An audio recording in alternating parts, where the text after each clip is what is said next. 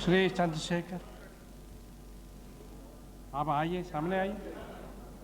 भैया भी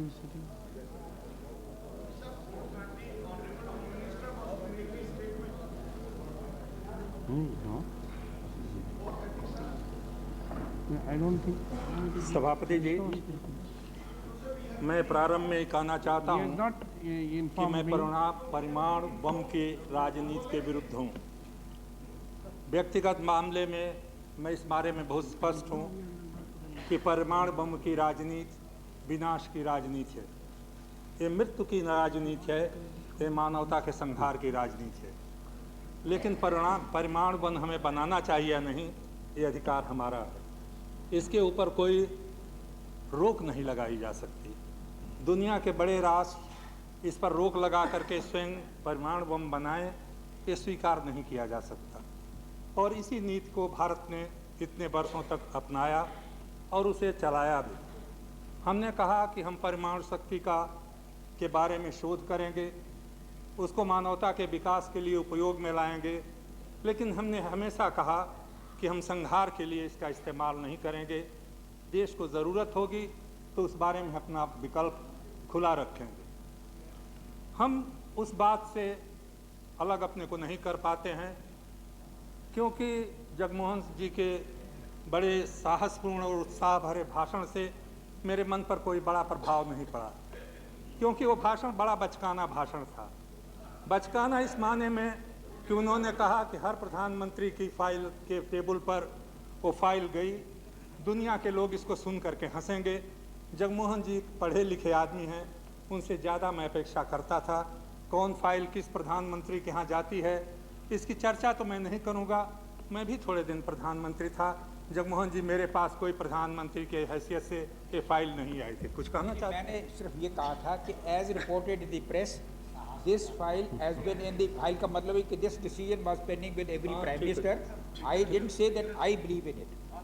It is totally wrong. No such decision was pending before any prime minister, and this is totally a total lie. And it is irresponsible. It is maligning the whole system of government in this country. अगर आपको जानना चाहता हूं, मैं उस file के बारे में नहीं कहता, लेकिन आपको याद होगा श्री राजीव गांधी ने दुनिया के सामने कहा था कि दुनिया बिना अणु शक्ति के हथियारों के बिना हो, और जिस दिन दुनिया ने उसे स्वीकार नहीं किया था, उस दिन से भारत ने अपने विकल्प को कभी बंद नहीं किया। उस दिशा में कदम उठते रहे और कदम चलते रहे। मैं कुछ इससे अधिक कहना नहीं चाहता, क्योंकि आज एक होड़ लग गई है कि हमने बम फोड़ा या किसी और ने उसमें सहायता की। मैं प्रधानमंत्री जी को बधाई देता हूं या धन्यवाद दूं कि उन्होंने कहा कि दूसरों ने भी कुछ उसमें हिस्सा बटाया।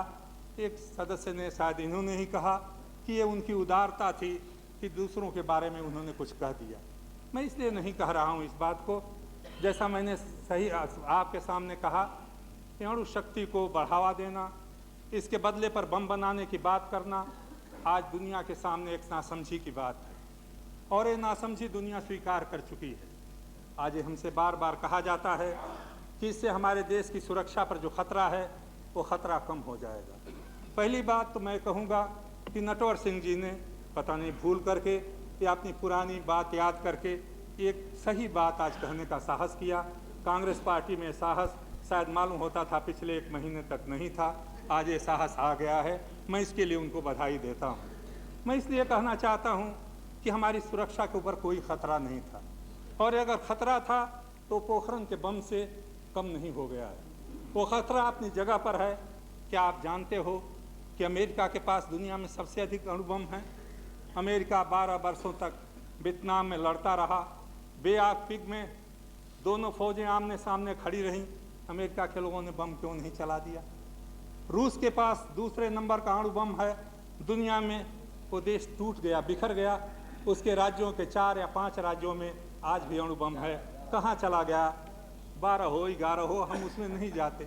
अणु बम से सुरक्षा नहीं बढ़ती। अणु बम की बात करके सुरक्षा पर खतरा बंद करके आपने देश के लोगों का मनोबल नहीं बढ़ाया है। देश के लोगों के सामने एक कल्पनित आपने खतरा पैदा किया है अपना बाहुबल पुजवाने के लिए। ये कोई अच्छी बात नहीं। राजनीति में अभी कहा गया हमने इतिहास पर हस्ताक्षर कर दिए। इतिहास पर हस्ताक्षर करने के लिए भारत के इतिहास को विकृत मत कीजिए। ये खतरनाक खेल है, क्योंकि इतिहास बड़ा क्रूर निर्णायक होता है। इतिहास कोई एक दिनों में नहीं लिखा जाता, अखबारों के पन्ने से इतिहास नहीं लिखा जाता, लोगों के कुछ प्रशस्ति गानों से इतिहास नहीं लिखा जाता। मैं जानता हूँ ये बात, इसलिए मैं कह रहा हूँ कि एक और दुनिया के लोगों ने अणुबम के सहारे सुरक्षा की कल्पना को अस्वीकार कर दिया है। शायद आपको ये मालूम नहीं, आप बहुत नोट बना के ले आए थे। आज दुनिया ये भी मानती है कि हिरोशिमा में बम गिराने की ज़रूरत नहीं थी। उसके पहले जापान आत्मसमर्पण करने को तैयार था। आज अमेरिका के लोग भी ये कहते हैं कि वो बम नहीं भी गिरता तब भी वही हादसा होता या वही फल होता उस लड़ाई का जो जापान में हुआ था उसके बाद। लेकिन आज भी फिर उसी बात को कहते जा रहे हैं। मैं उन बातों को दोहराना नहीं चाहता जिसको नटवर सिंह ने कहा, लेकिन कौन नहीं जानता पिछले 8-10 वर्षों में हमारे देश के और चीन के रिश्ते अच्छे बने। पाकिस्तान के साथ हमने संबंध सुधारने का प्रयास किया। हमारे मित्र गुजराल साहब आज बहुत दुखी होंगे, क्योंकि उनकी गुजराल डॉक्ट्रिन पता नहीं कहाँ चली गई। मैंने तभी उनसे कहा था ये डॉक्ट्रिन मत बनाइए, ये डॉक्ट्रिन बहुत दिन चलने वाली नहीं है। आज अटल जी आपको भी मैं कहता हूँ कि पुरुषार्थ का ये ढोंग पीटना ये देश के लिए खतरनाक होगा। ये आपके लिए कोई लाभदायक भी होने वाला नहीं है, क्योंकि ये खतरनाक खेल है। दुनिया में अगर ये होड़ लग गई, और जो होड़ है अगर इस उपमहाद्वीप में होड़ लग गई जैसा आज दिखाई पड़ता है, तो पता नहीं इस उपमहाद्वीप का क्या होने वाला है। हम कहते हैं, अभी मैंने सुना, हम दुनिया के इतिहास में एक अपना रोल अदा करेंगे, हम किसी से डरते नहीं, हमने अपना स्थान बना लिया। किसके सामने ये बातें कह रहे हो? जब सारी दुनिया आज हमारे बारे में जानती है। मार्च 1997 में सभापति जी हमारे देश पर 91 बिलियन डॉलर का कर्जा था। 15 बिलियन डॉलर का कर्जा हमारे और लोगों का था जो NRIs हैं, और दूसरा 102 बिलियन डॉलर का कर्जा लेकर के आज हम दुनिया को एक नई राह दिखाने के लिए एक नए संकल्प के साथ चल रहे हैं। अणुबम से कोई फायदा हो या नहीं हो, जिस दिन से इस अणुबम को फोड़ा है आपने, रुपए की कीमत डॉलर के उसमें 2 रुपया कम हो गई है। 112 बिलियन डॉलर आज कर्जा इस देश के ऊपर और लग गए, 212 बिलियन डॉलर और बढ़ गया है। ये बात आप देश को क्या बता सकते हो? ये 212 billion dollar Bharatiya Janata party नहीं देगी, समाजवादी पार्टी नहीं देगी, चंद्रशेखर और गुजराल और शरद पवार नहीं देंगे। ये पैसा देश के गरीबों के लोगों के पॉकेट से आएगा। कहते हैं पैसे की कोई कमी नहीं है। मैं नहीं जानता हमारे मित्र जसवंत जी कहाँ हैं, उनके ऊपर क्या गुजर रही होगी। अणुबम की सराहना करते करते वो कहाँ सोच रहे होंगे कैसे संतुलित कर बताएं उस बजट को। ये समस्या है। आज ये समस्या सुरक्षा की नहीं, आज ये सुरक्षा की अगर समस्या होती तो हम इस देश के मनोबल को ऊंचा करने की कोशिश करते। हमारे सामने वो उदाहरण था, दुनिया के लोगों ने कहा कि अणुबम डिटरेंट हो या न हो, वियतनाम के लोगों का मनोबल अणुबम का एक डिटरेंट था। क्या उसकी ओर कभी आपने ध्यान दिया है?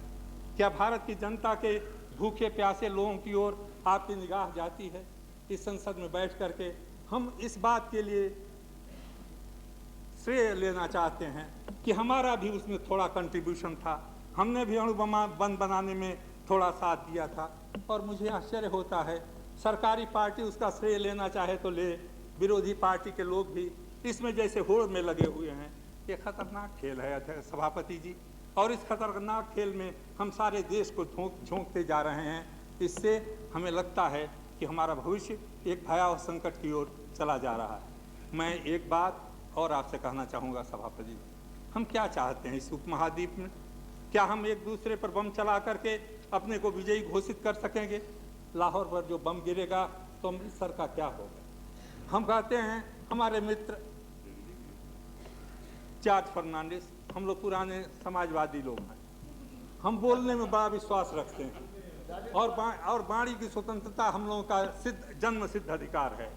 लेकिन हम लोग ये भूल जाते हैं कि कभी कभी कर्तव्य के लिए वाणी को विश्राम भी देना चाहिए। इसलिए उनसे तो मुझे कोई शिकायत नहीं है, क्योंकि हम लोग उस परंपरा को भूल ही नहीं पाते हैं। बाड़ी खुली हुई हो, चाहे मौके बेमौके जो बोलना हो बोल दें, चाहे उसका परिणाम जो भी हो। अटल जी एक बार बड़ा बम बनाए, उसके बाद संतुलित हो गए। मैं उनको बार बार गुरुदेव कहता हूँ, तो मुझे बड़ी प्रसन्नता हुई संतुलित भाषा में जब वो बोले। लेकिन क्या हो गया आडवाणी जी को, वो भी ललकारने लगे, जैसे पुरुषार्थ की परंपरा इस देश में फिर से जग गई।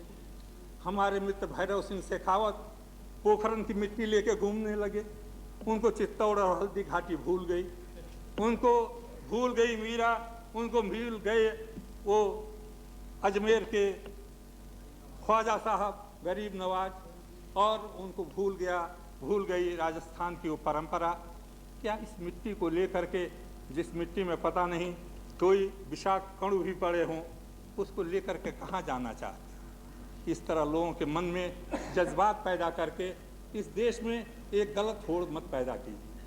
हथियारों की होड़ पैदा करके दुनिया के अनेक देशों ने, अनेक क्षेत्रों ने बर्बादी का माजरा देखा है। और क्या इस देश में भी यही काम होने जा रहा है?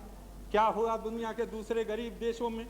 इन्हीं बड़े लोगों ने इस तरह के उत्साह उनके मन में जगाए और जगा करके एक दूसरे को लड़ाया, अपना हथियार बेचा।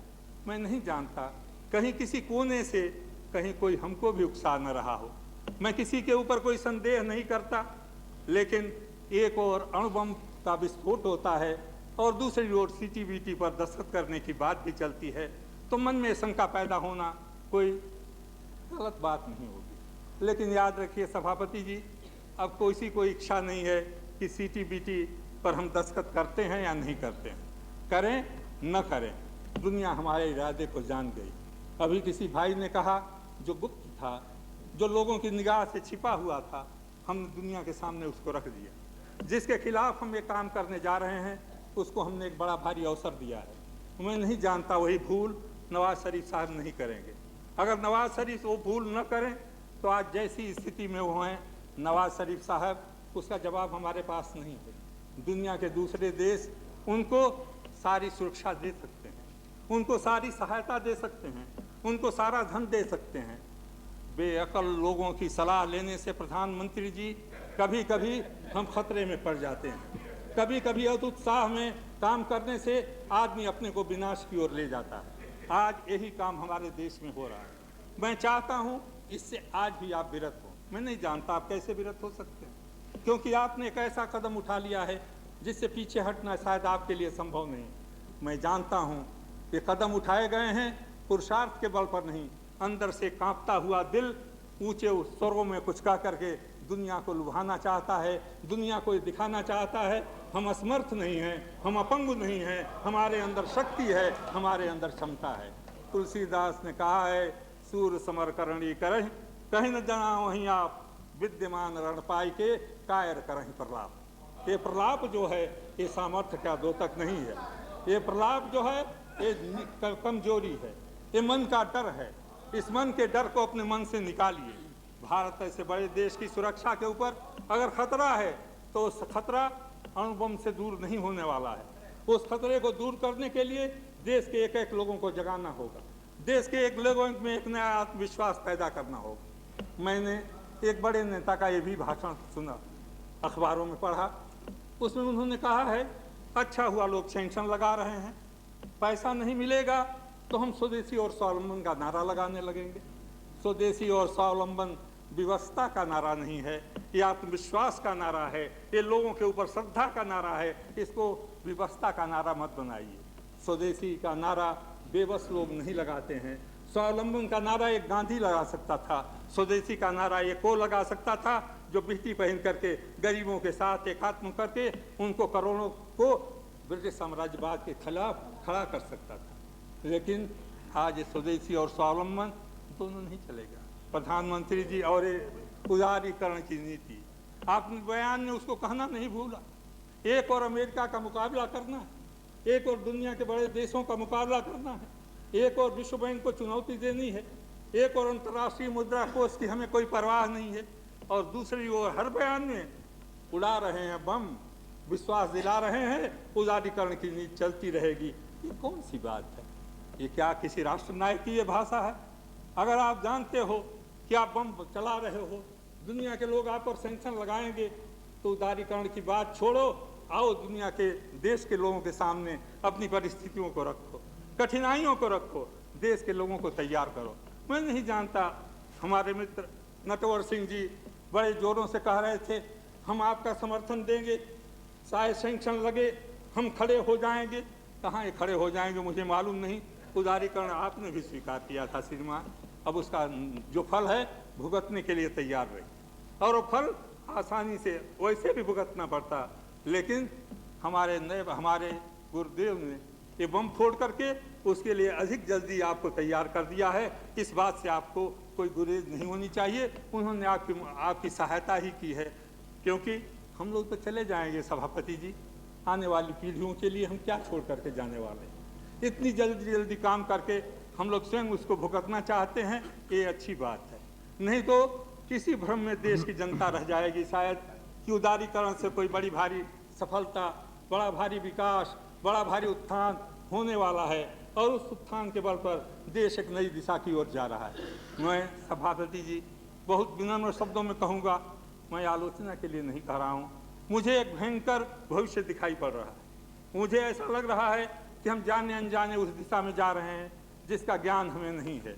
यदि हम दुनिया के इतिहास को थोड़ा झांक करके देखे होते, जरा रुक करके सोचे होते, जरा ये सोचे होते कि अगर 20-24 वर्षों तक ये विस्फोट क्यों नहीं किए गए, तो शायद हमें उन्हीं फाइलों के पन्ने में मिल जाता कि विस्फोट करना आसान है, उसके परिणामों को भुगतना कोई आसान नहीं होता। और उसकी क्या ज़रूरत, क्या वो विस्फोट जरूरी था? क्या अणु शक्ति में हमको सामर्थ्य देने के लिए उसकी ज़रूरत थी? हमारे वैज्ञानिक जो कर रहे हैं उसके लिए वो बधाई के पात्र हैं। लेकिन एक नई बात और चल गई है अध्यक्ष महोदय, केवल प्रधानमंत्री वक्तव्य नहीं देते हैं, केवल रक्षा मंत्री वक्तव्य नहीं देते हैं, सरकारी अधिकारी भी आजकल वक्तव्य देते हैं, और वो अधिकारी इस तरह का वक्तव्य देते हैं जैसे वो लड़ाई के लिए कल तैयार है। जनतंत्र में ये कैसे हो गया? हमने अडवाणी जी का एक भाषण अखबारों में पढ़ा था कि वो राष्ट्रपति प्रणाली लागू करना चाहते हैं। पता नहीं राष्ट्रपति प्रणाली कब आएगी, लेकिन अटल जी ने अपने कार्यालय में राष्ट्रपति प्रणाली लागू कर दी। सरकारी ऊंचे पद पर एक पार्टी के सदस्य को बैठा करके उन्होंने एक नई परंपरा को कायम किया है, और उन सदस्य को वो शपथ लिए हों चाहे न लिए हों उससे कोई फर्क नहीं पड़ता। लेकिन उनका जब टीवी पर मैं भाषण सुन रहा था तो मैं समझता हूँ अडवाणी जी भी उस जोश से नहीं बोल सकते जिस जोश से वो बीजेपी की सराहना कर रहे थे और कह रहे थे कि हम दुनिया को दिखा देंगे हमारे पास कितनी सामर्थ्य है। मत कीजिए इस काम को। जब आप कर लेंगे संशोधन संविधान में, जब राष्ट्रपति प्रणाली आ जाएगी, जब स्पाइल सिस्टम इस देश में लागू हो जाएगा, तब इन सरकारी कर्मचारियों को अधिक उत्साह के साथ अधिक खुल करके बात करने की आप छूट दीजिए, मुझे कोई एतराज नहीं। लेकिन मुझे ऐसा लगता है कि इसी सिस्टम को नीचे नीचे आप कुरेद देना चाहते हैं, इसी सिस्टम को आप नीचे नीचे तोड़ देना चाहते हैं। ये खेल अगर बहुत दिन चलता रहा तो इसके परिणाम बुरे होंगे। कि मत समझिए कि हमारे वीरता भरे भाषणों से दुनिया पर कोई प्रभाव पड़ रहा है। दुनिया हमारी मखौल कर रही है, दुनिया हमें हंस रही है। जो लोग आपकी तारीफ कर रहे हैं वो इसलिए कर रहे हैं कि इस बर्बादी के रास्ते पर और तेजी से चलें। मैं आया हूँ यहाँ पर केवल ये कहने के लिए अभी समय है, चेतिए, ये बम नहीं, लोगों का मनोबल बढ़ाने की कोशिश कीजिए।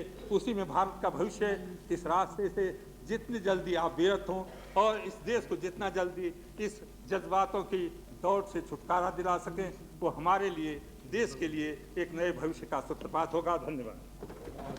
श्री चिदम्बरम।